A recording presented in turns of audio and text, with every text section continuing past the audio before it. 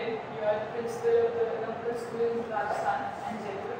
So how do you cope up with all the stress, all the problems, and how do you manage with all this?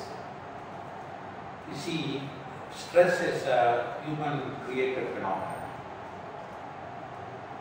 It is true, due to the change of lifestyle and modern world, food habits, environmental changes, every human being is subject to some type of stress. But the demand of the time is how capable you are in handling these stress. Stress will be there wherever you go, whatever you undertake, whether you play the role of a principal or the role of a teacher or even role of a student, stress is everywhere. This is where one is called into question how to handle stress is the need of our day. And my own life, how do I handle? First thing is that it was not easy for me to learn this technique this overnight. It took time. A few years back, down the 10 years if you see my life, I used to be very impatient, and if the expectations are not met, I used to get very upset. And people with whom I work, if they are slow in pace, I used to get irritated. But today, I have realized everybody is different. All cannot be same. So, when I work as a principal, as head of the institution, we have teachers, we have parents, we have students, we have so many other officials. Each one is different. And I realized that each one is different. At the same time, all of us are called to contribute our share to the well-being of society. So the first understanding itself made me relax. I don't become stressful because each one has their own hope and aspiration, needs and demand. Secondly, I tell myself, you are not the only one who is called to complete all the work or fulfill all the dreams of the society. I may be a drop in the ocean. So once you realize that, whatever I can do, I do. Whatever capacity under capacity, the role you give me. As a principal, I am called to deliver certain role I am to play. So that realization that I am not called to attend to all the needs of the world and make everybody happy and attend to all the requirement, I realize but at the same time, whatever you can do, do it to the best. So that also makes me relax. And the third thing is, I very well prioritize things in life. Today, why many people struggle with stress? Because they don't know how to prioritize things. When I get up in the morning, I spend some time in prayer before I go to church. Then I ask today, what are some of the important things to be done? As an administrator, or as a teacher, or as a principal. So, I have learned the art of prioritizing. Then what happened is, it becomes easier for you to allot time as per this. So you don't become stressed. Today what is happening is, if you miss or mix priorities, you don't know what is important now, what is not important, then you become confused, your life becomes chaotic. So I also prioritize things. And this I have done, and that has made me more relaxed. I am able to do justice to my job as a principal. And the fourth thing is my regular physical exercise. In the term of basketball or workouts. That de-stresses me. Every day evening, when I am in the grounds with the children for an hour and a half, I am completely new next day. Important. So I would tell all the students, parents, everything, that one of the best ways to de-stress yourself is have some form of physical exercise, whether it be a game, sport, cycling, or swimming, take a swimming. And this has been. And as a result, I have been quite healthy, almost free from all sickness for several years. So that's why somebody beautifully said, healthy mind, healthy body, and healthy mind. So these are some of the ways I de-stress myself. Father, you came to Xavier Sr a few years back. So what was the vision back then for expectations for the school, and what are the where do they stand now? When I came in 2010, the school was good. It was almost 70-year-old, 60, 69, 70-year-old.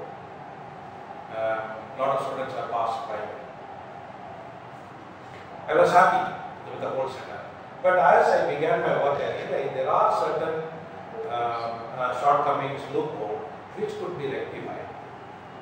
My attitude was to strengthen what has been the tradition, to strengthen some of the good tradition, maybe undo some of the unhealthy traditions of the school. I have quite a bit done. In my opinion, if you ask me what the school was in 2010, I'm sure you as well have seen a lot of difference academically and even the campus, the physical infrastructure, and also in terms of relationship. One of the students recently told me, I asked why everybody wants Xavier Sr. He said me, Father, there is a positive energy in our campus. He said, everybody feels positive, think positive, act positive. As a result, the negativities have disappeared. It used to be before. So I felt happy that I was able to contribute in making the school climate more friendly, more compassionate, more empathetic, and also more positive. So I'm happy with the way things are moving. I wouldn't say we have reached the best. Still there are areas of concern, but I will see the coming years I will try to rectify the shortcomings, especially in terms of discipline. I need self-discipline. I'm not talking about the external discipline. I want every Xavier to be self-disciplined and also to feel the need of being self-disciplined. And once we are disciplined, we can achieve anything in the world and we can make a difference. Father, so where do you see Xavier 10 years from now? What big changes this will have? Yeah, for 10 years now, I hope I spend a few more years here to fulfill my dreams here. I like to see a school who reads the signs of the time and walks accordingly. That means willing to change, not just to hold on to what has been by saying yes, Xavier is a good school. If it's a good school, I like to be a better school. If it is a better school, I like to Xavier to be the best. So, not only academic excellence, in terms of the holistic development of the students, I like to see. That's why I'm trying my best. You must have seen so many physical infrastructure we have changed, whether it be gardens, whether it be sports complex, whether it be classroom. And I want every Xavierite down the years to be intellectually competent and socially conscious and also culturally relevant today. So these three words are very important.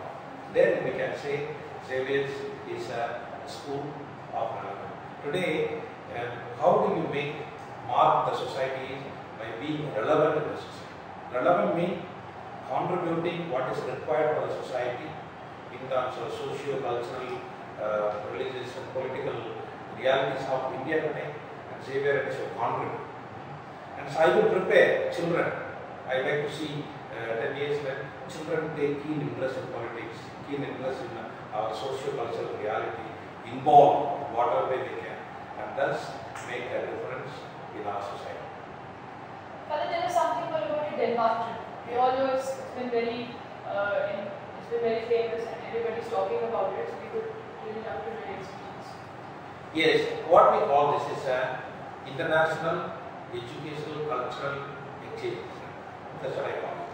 So now, for example, this year, we three of us, I along with the 2 teachers and 16 students, 10 boys and 6 girls are going. And those girls and boys will stay in Danny's campus. They'll come and attend the session in the school in the morning, and the rest of the time they're going to spend with them. It is an opportunity, I see, to exchange our culture with the Danny's culture, and also to learn from Danny's culture what that means. It's a give and take program. Also, to see what are some of the good practices in education, in culture, which are relevant, which could be co-opted in our society. So basically, we are going, though I have been there last year, I am going with the open heart and mind, and the same thing I am asking of the student community, see what way we can learn something, come back with new experiences and new enthusiasm, because Denmark is one of the culturally very rich country. They have a lot of innovation in education, and we learn something from them. At the same time, we are also going with some good cultural program, and let us also spread the richness of India to those people who have no opportunity to come to India to see what India is. So that way, it is a learning process for both the sides, and I am sure children will come back very enriched, and I have made all the possible arrangement, and it is a 10-11 days trip. Also, we have added a trip to Istanbul, another historical city, the capital of Turkey, and I am sure children will come back much enriched and happy about the global scenario, especially education scenario. Father, we all know you are a motivational speaker and you go to schools and colleges and take meditation programs that motivate students and colleagues. And you all know you've been a very, very famous inspirational figure for all of us. So what were your inspirational experiences? What people you are inspired by? What incidents you've experienced in your life that have inspired you? I have a lot of inspirational resources, I call it. One is myself. I keep on telling myself, this life is given once. It is a gratuitous gift from God. So I live out every day as if it's the only day, the last day, and the best day. So each day is the best for me. That's why I live my life with a passion. I don't get tired because I am passionately involved in what I do. That's one thing. That is what I call self-inspiration. Then I tell myself, if God has given you, I call it a gratuitous gift, you are responsible to live out that life. And second, how do I get it? When I get up in the morning, one prayer I tell, being a Christian, Lord, you have given me one more day. One more day in the life book of myself. Can I make use of this day to be of some use to those who are in need? It can be a student community, it can be a parent community, it can be a teacher. And thus you become a service-oriented, other-oriented person. And the third thing is, I read a lot.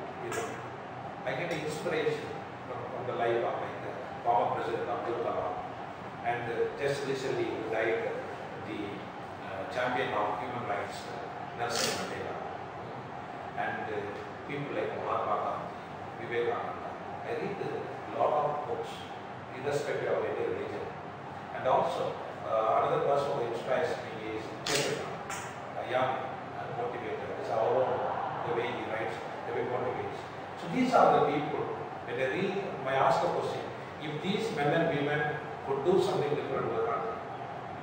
So I draw inspiration from these people, and once I am inspired, I try to inspire other people through my life, through my relations. So that's how I see, and thus I don't get tired. I work almost 50 to 60 hours a day, and next day I'm fresh because I am a man of positive thinking, positive action, and positive relations. Father, the student community is lagging behind. We are dealing with a very competitive world today. There are a lot of competitive exams, and there is a race going on for joining careers in colleges.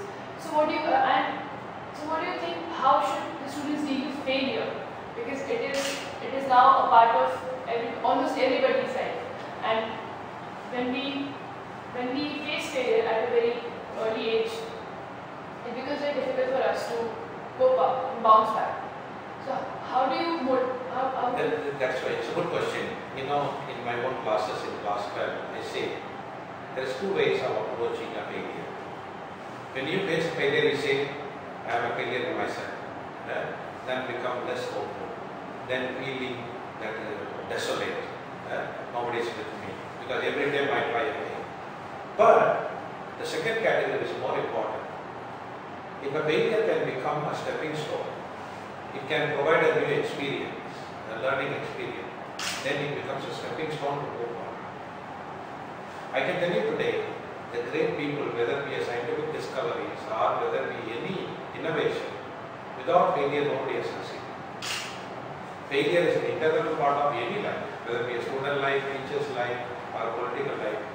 I have given so many examples. Robert Abbas's life will give the example of Abraham Lincoln, give the example of Alan Kardec, so many people, even Thomas Alva Edison, scientist.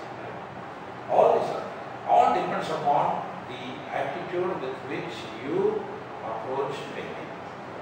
This is where I like to tell the student community, failure is an integral part of any life, student life.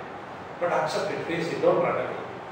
Analyze why I have failed. Instead of asking why I have failed, ask the reason, what are some of the factors contributing to the failure, rectify that, and a little more passionately, vigorously involved in that grey areas, and I am sure you will succeed.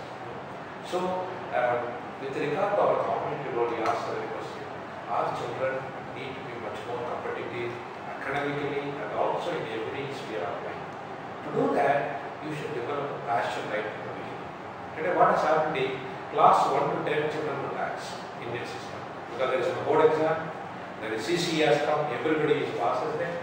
I would say whether exams are not there, can I approach my academic life passionately, read more, learn more, discuss more, and come to know what is more beyond the textbook.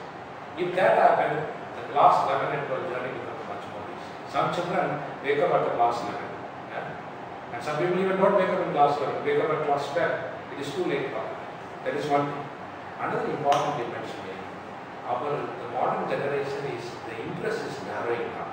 I like particular field, I read only about it. For example, I like computer science.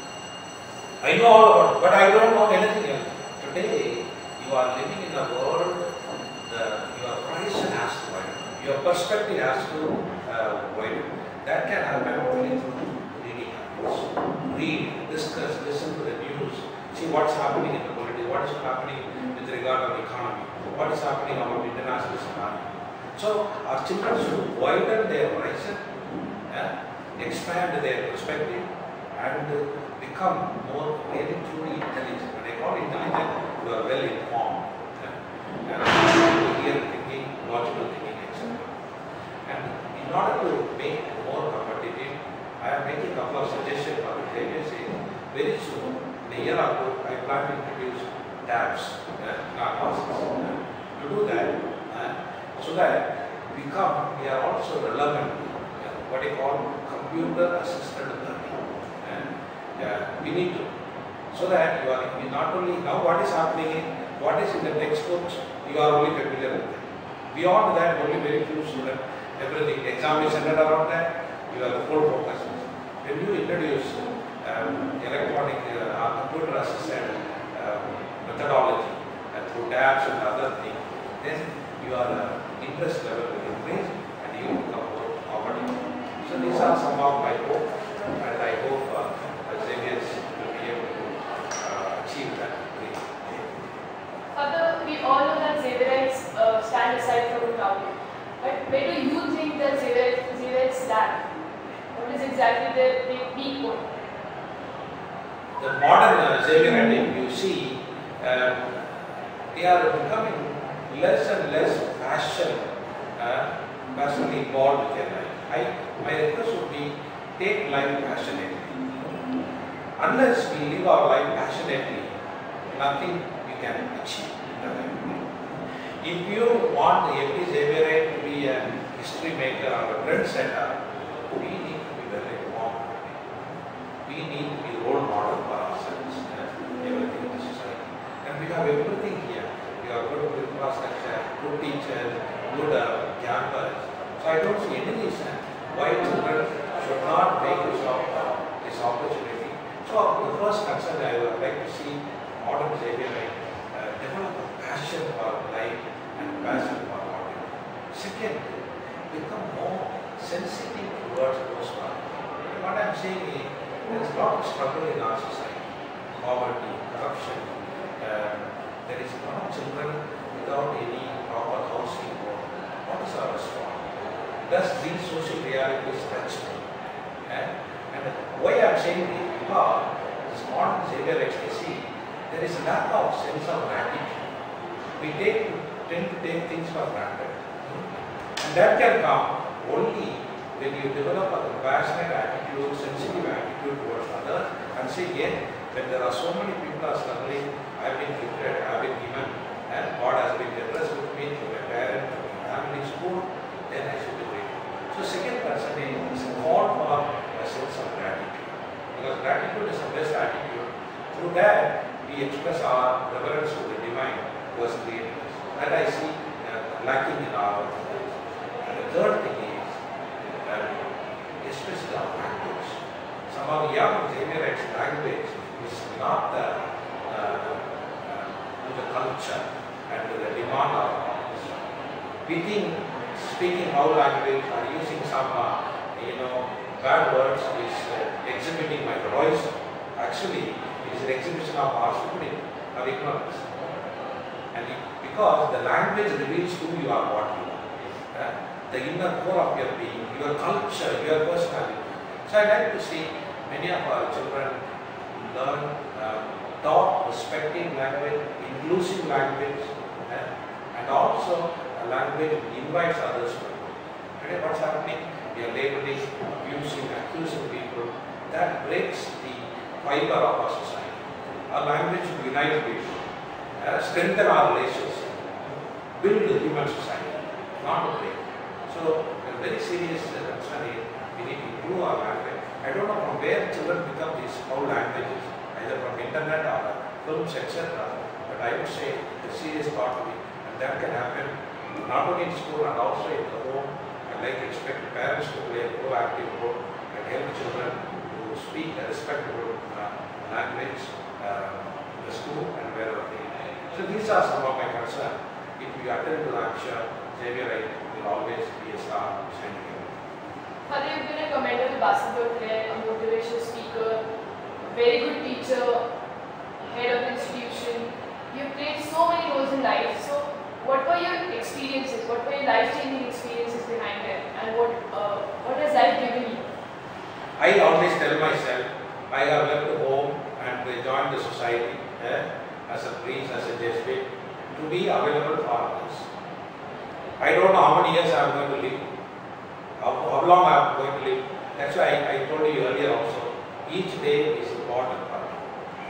Whatever way I can contribute, be of some use to others, I do. Whether as a principal, or as a player, or as a motivated speaker, or as a friend to students, everything, this is mine. So, I don't get tired. My motivation is be of service to those who need you, who are in need. Because I feel today, a lot of children are struggling. When I say struggling, it's not due to poverty. Very often we think only due to poverty. There are a lot of children psychologically suffering. They are experiencing loneliness.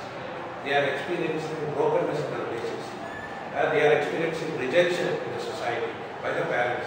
And they are facing a lot of stress due to commodity world outside. And there is a lot of anxiety due to future and demand. These I call struggling humanity. That's why I call our student community struggling humanity. So I like to attend to those struggles and see also, be of some use in whatever way I can. So I spend time and talking to them. So these are the way I get motivated by myself. As I told you in the morning, I begin my day by saying in what way I can be of some use to others. A day is given to me. Let me live this day honestly. So that I can go. So I am very happy. Last 4 years is almost my 4th year in Xavier Jaipur. There is no moment of any regret since the last 4 days. Though sometimes I get physically tired due to a lot of activity. At the end of the day, I say a day has been good. I have been of some use to student community and teachers, and I hope to spend some more years so that I can fulfill the unfulfilled dreams which is still I have, and I am sure I will. So, Father, what are your opinions about eXRays? Any feedbacks and suggestions you want to give? eXRays has been remarkably outstanding contribution by the student community to the school management. You see, today whether it be eXRays or whether it be any communication medium, like recently we have launched Xavier's mobile app. Through these, what we can communicate to the parent community, because there are a lot of stakeholders. When I talk about stakeholders, it is the parents, the students, the teachers, well-wishers, government officials. So, eXRays, in my opinion, last 4 years, has been an instrumental in communicating our values, what we stand for, our activities, and our involvement to the wider community, not only limited to India. And there are so many people who have told me, they see, look at it, and then come to know, and they are feeling proud, happy that Xavier is doing. So, I would like to place on record my sincere gratitude to the student community who passionately took interest to develop innovation and what way we can communicate or think through electronic media to the wider community. Xavier is settled on all parts of the world, various parts of the world. We are Xavier, and they are able to have access to our school through this media. So, while appreciating and congratulating the team, I would request them and look for more avenues and see what way we can do better. Never be, as I told you, never be contented with what we have. Find out new innovation. Like I would say, Ravi S.J and eXRays. It is another good innovation in my opinion. And you have also been part of that. Some of you has helped him and mutual. So within the student community, you see variety of interests sprouting up. And eXRays, in my opinion, has been extraordinarily good and contributing to the well-being of the school and our community. And I pray that you do more and more. More and more students are onward and contribute towards the school management and its activities. Thank you, Father. We wish you all the best for the eXRays.